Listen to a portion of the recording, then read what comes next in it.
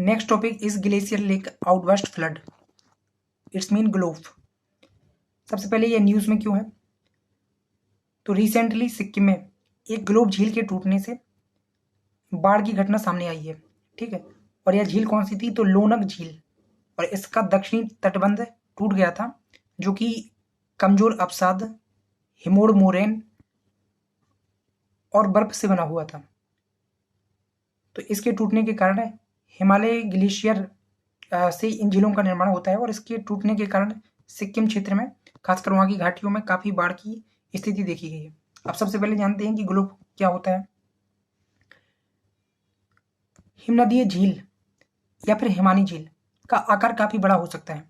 इन झीलों का निर्माण पिघलती हुई ग्लेशियर के सामने ऊपर नीचे हो सकता है। सामान्यतः हिमनद के पिघलने से हिमनदीय झीलों में जल पहुंचता रहता है और झील का आकार भी बढ़ता रहता है। इन झीलों के तटबंध असंगठित हिमोड़, अस्थिर हिम और अवसाद के बने होते हैं। अतः झील में जल की मात्रा अत्यधिक बढ़ जाने से तटबंध टूट सकते हैं। जल एवं मलबे की तीव्र प्रवाह के कारण निचले इलाकों में काफी हानि हो सकती है। ग्लोबल वार्मिंग के कारण ग्लेशियर पिघल रहे हैं और हिमनदीय झीलों के आकार और संख्या में वृद्धि हो रही है। किसी भी कारण से हिमनदीय झील में एकत्रित जल के अचानक और बहुत अधिक मात्रा में ढलान की दिशा में तीव्र प्रवाह के चलते निचले इलाकों में आने वाली बाढ़ को ग्लोब कहते हैं।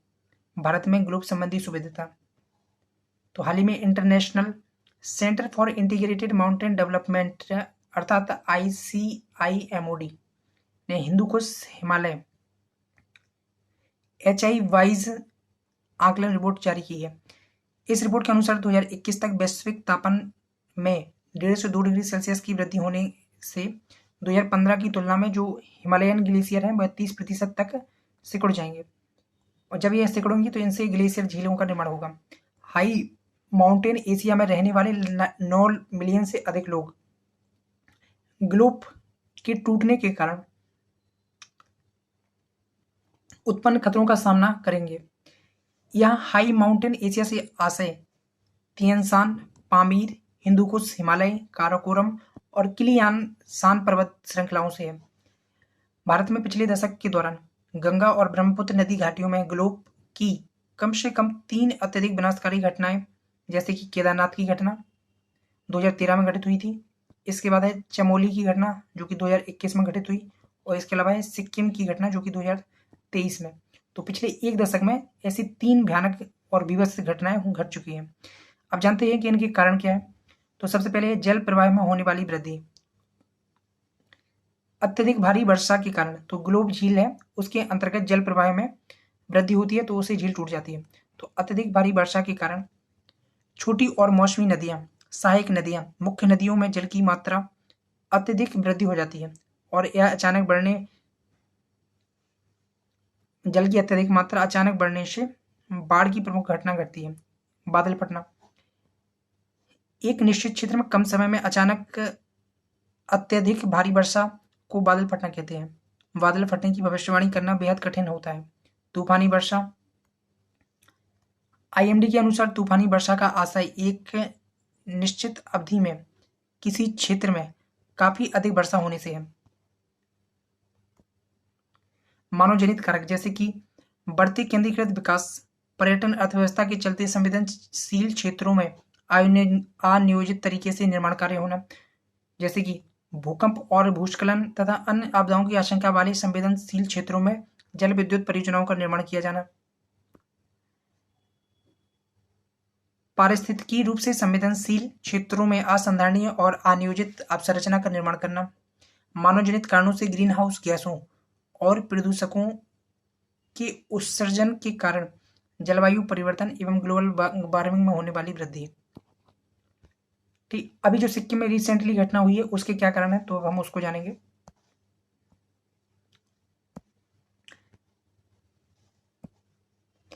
सिक्किम में आई आपदा मुख्यतः निम्नलिखित कारकों के विनाशकारी संयोजन से उत्पन्न हुई है। ठीक है, तो इसमें कई कारक के संयोजन से उत्पन्न हुई है। सबसे पहले हिमनद का पिघलना। तो हिमनद के पिघलने से क्या होता है, झील का निर्माण। सिक्किम की दक्षिणी लोनक झील काफी ऊंचाई पर हिमनदीय क्षेत्र में स्थित है। जलवायु परिवर्तन के कारण हिमनद तेजी से पिघल रहे हैं, जिसके चलते लोनाक झील में जल स्तर काफी बढ़ गया था। दूसरी है ग्लोब की घटना। जब हिमनदों के पिघलने से प्राप्त जल के कारण हिमनदीय झील में जल की मात्रा चरम बिंदु तक पहुंच जाती है, तब हिमनदीय झील का तटबंध टूट जाता है। इसके कारण आई बाढ़ को ग्लोब कहते हैं। इस घटना में बदलते बादल फटने के कारण होने वाली अत्यधिक वर्षा की भूमिका के चलते ग्लोब का प्रभाव अत्यंत विनाशकारी हो सकता है।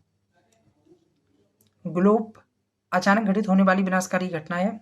हिमनदीय झील के जल को रोककर रखने वाले हिमनद या हिमोड जैसे प्राकृतिक तटबंध के टूटने से अचानक और बहुत अधिक मात्रा में ढलान की दिशा में जल का प्रवाह होने लगता है। इसके कारण प्रचंड बाढ़ आ जाती है। तीसरा रीजन है चुंगथांग डैम। बाढ़ का पानी लाचेन नदी से होते हुए चुंगथांग में तीस्ता 3 जल विद्युत परियोजना तक पहुंच गया। चुंगथांग बांध से अतिरिक्त पानी छोड़े जाने के कारण बाढ़ की गंभीर स्थिति पैदा हो गई। इसके अलावा यह भी देखा गया है कि यहाँ पर बादल फटने की घटना घटित हुई थी, जिससे जो झील है तो झील के भीतर जल की मात्रा में अत्यधिक वृद्धि हो गई थी। ठीक, तो इन सब कारणों से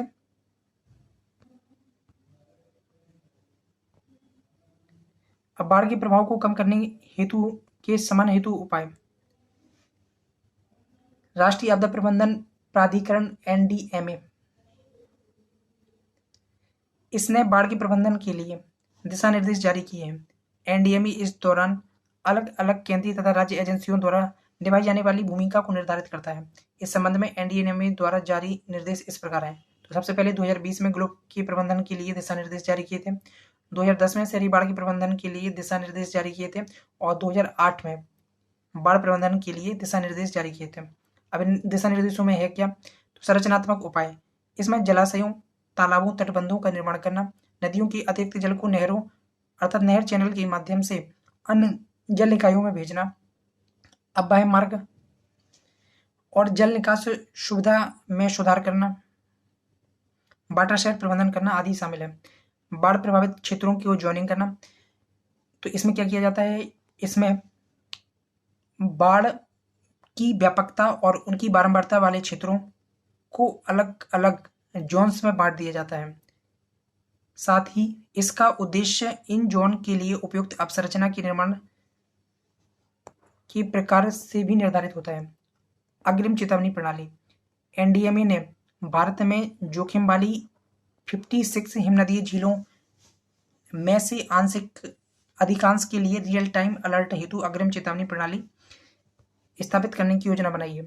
जल विद्युत परियोजनाओं के लिए दिशा निर्देश, केंद्रीय विद्युत प्राधिकरण CEA ने जल विद्युत परियोजनाओं के लिए ढलान स्थिरता बनाए रखते हुए दिशा निर्देश जारी किए हैं। ढलान स्थिरता का आशय ढलान को क्षतिग्रस्त किए बिना जल के तीव्र प्रवाह को बनाए रखना है। अब क्या नए उपाय किए जा सकते हैं ताकि भविष्य में जो ग्लोब या फिर बाढ़ की घटनाएं होती हैं उनके प्रभाव को कम किया जा सके? तो सबसे पहले है जोखिम का मूल्यांकन करना।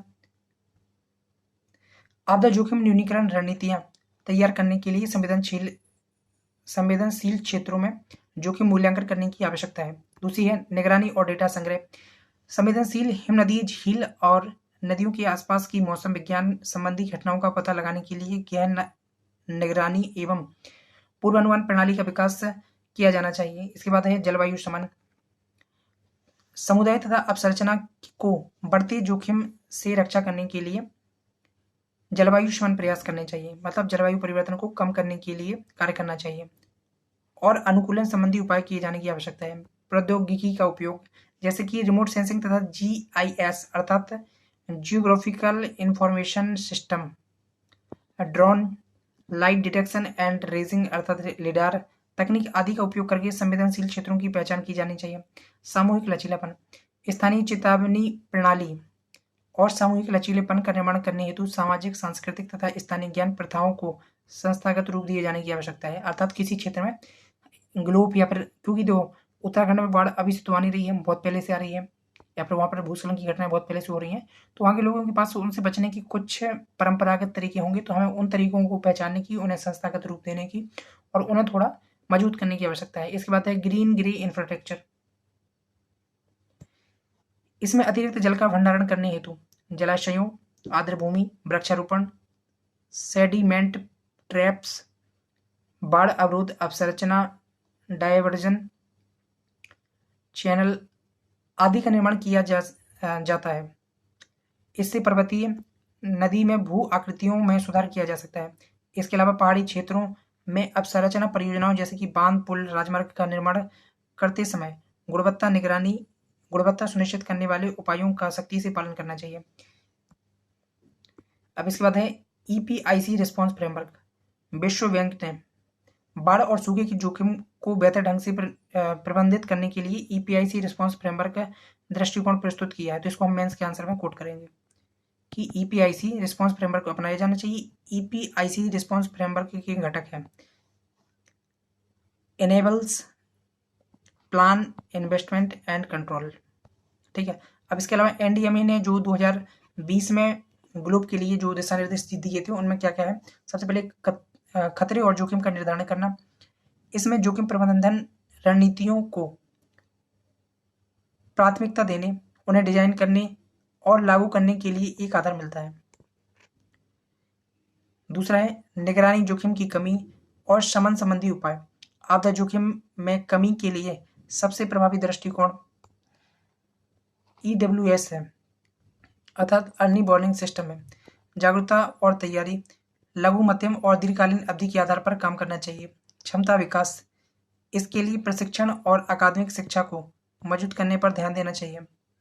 आपदा की स्थिति में प्रतिक्रिया, आपदा की स्थिति में उचित प्रतिक्रिया हेतु राष्ट्रीय, राज्य, जिला और सामुदायिक स्तर पर सुस्पष्ट ठोस प्रक्रियाएं अपनानी चाहिए।